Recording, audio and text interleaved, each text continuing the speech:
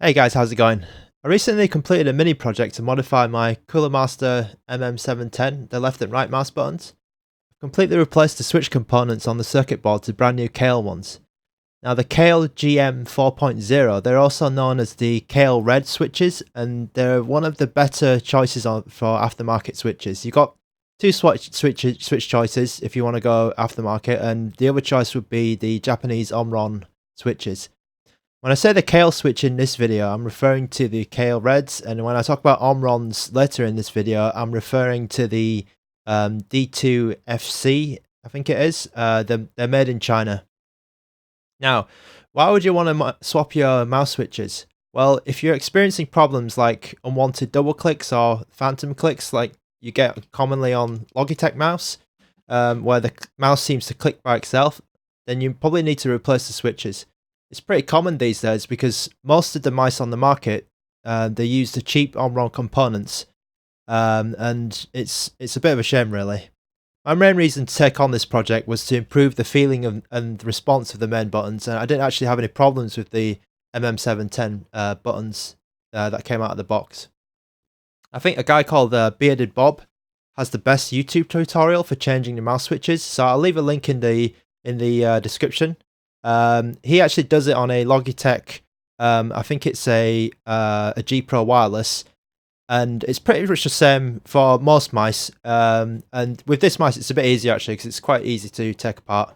I'll just give you a quick rundown on how to take this apart. So first you need to disassemble the mouse to get to the circuit board, and you do that by lifting up the feet on the bottom, and there's two screws on the bottom, and you just take those off.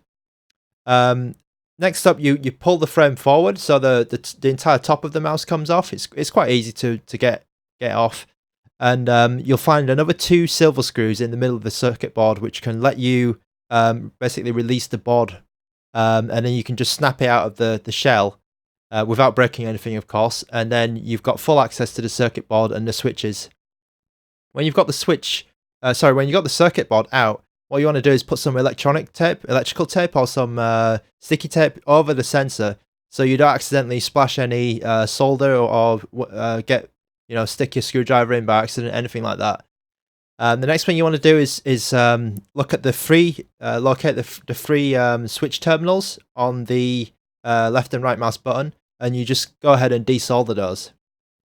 So the original switches in this mouse, they took a bit of time to get out because I'm not sure if they use higher temperature solder in this mouse during the manufacturing. So I had to go all the way to 450 degrees or 800 degrees Fahrenheit to be able to get those switches, the old switches, out.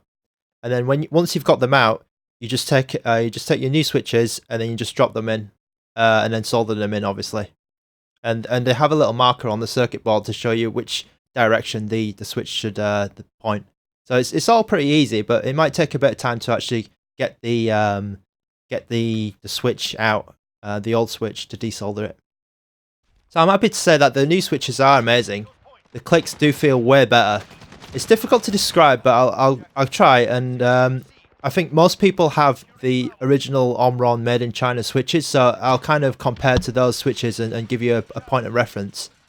If you have a recent Logitech mouse or Razer mouse or anything like that, like I said, most of them are using the Omron switches that are found in the MM710. So I'll just go through a few of these points. Now, pressing the buttons now is really, really solid. It's got like a full feeling. I think the Omrons, they feel a little bit hollow when you press them down, and also have some a very slight post travel. With the Kailh switches, you don't get any of this, and it feels really, really full when you're clicking it, and it feels like you've really clicked the button. The pre-travel is about the same when you activate the switch, so you'll get the feedback immediately, compared to the Omrons where there's a little bit of pre-travel. And I was thinking this might be because the switch is a little bit taller on the Kailhs, but I'm not too sure about that. So it's not a massive difference, but it's something that I thought was worth mentioning. Now, once you click it and then you release the button, the bounce, it comes back to the sort of the ready position very quickly, and it means that you can really quickly tap the mouse button like in a rapid fire situation. So it's really accurate in that sort of situation where you need to get a lot of taps out on the mouse button. Now on paper, the specifications are saying that the amount of force required on both the Omron Chinese and the Kailh switches is the same, but in my opinion, I think it feels correct, but I think some people think that the Kailh mouse switches take a little bit more pressure to press down. So I didn't have this experience, and actually you might have a bit of variation between switches because they come out of the factory slightly different, but I didn't have any problems with mine in terms of the amount of force required, and I don't notice my hand getting tired or anything like this when I'm pressing the mouse. It's basically the same in terms of force. Now, of course, there's no double clicking issues, which is amazing. The Omron Chinese switches are notorious for this, so I think Logitech mouse in particular are really badly affected by this, and Razer have started making their own switches now, and they've moved away from the cheap Chinese Omron. So if you have like a G Pro wireless or a G903 or a G703, all of these Logitech mouse, sometimes they will have this double click issue where you press the mouse button and then you get two clicks instead of one, and it's really annoying. And I'll actually be doing this mod on my this switch change on my G903 when I've got some time as well. So the Kailh switches are also slightly louder than the Omrons. I think the sound is slightly more higher pitched, a little bit more clicky, but it's not a massive difference. Again, you can tell the difference though. It is a slightly louder.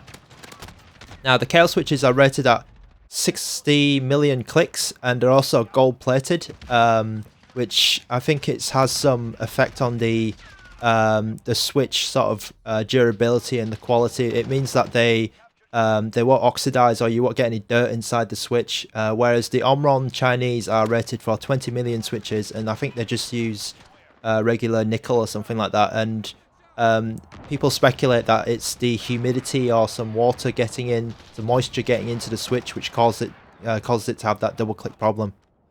So I bought these Omron switches for about 35 RMB, which is like $5 for a pack of 10, which is amazing. You can usually get these on AliExpress or Taobao. I think there was an American store called Lethal Gaming or something like that. So people are importing them to Europe and America if you need to get hold of them there. But the best source is, of course, it's China, and you can get these for really cheap in China. So overall, I love this modification. I think a lot of people on like Reddit, Mouse Review, and Beardedbob and Overclock.net forums, they go to a lot of trouble, just to switch this little switch from the mouse, and I really do think it's worth it. It's a great modification. It takes a little bit of time, to get the old ones out. And if you're not comfortable with soldering on a circuit board, you might have some difficulty. But I think it's actually a good first project if you are starting out in this kind of sort of electronics type of project. And I could feel the improvement in the response and when gaming, when playing Modern Warfare, which is mainly what I play now. And I'll definitely do this mod on any future mouse that I get. So I hope you enjoyed this video, and I'll see you guys next time.